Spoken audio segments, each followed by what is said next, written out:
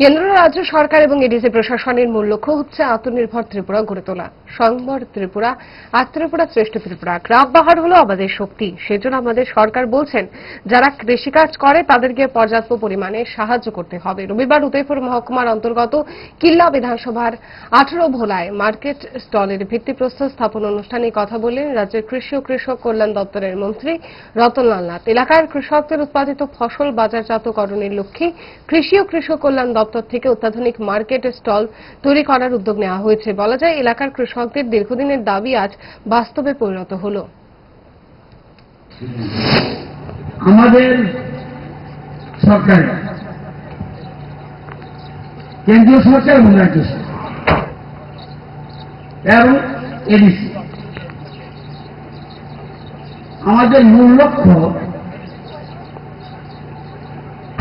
আত্মনির্ভর ত্রিপুরা, স্বয়ংবর ত্রিপুরা, এক ত্রিপুরা শ্রেষ্ঠ ত্রিপুরা।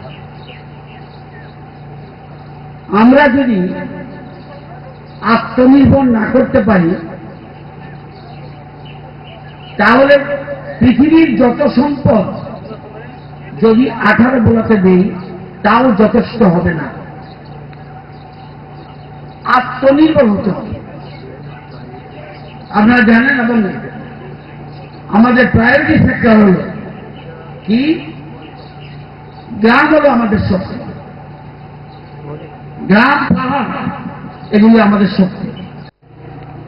সেজন্য আমাদের সরকার বলছেন, যারা কৃষিকাজ করে তাদের পর্যাপ্ত পরিমাণে পাওয়ার টিলার, পাওয়ার উইডার বা আরো যা যা আছে সবকিছু দাও। এবং আমাদের সরকার সেরকমভাবে চিন্তা করছে।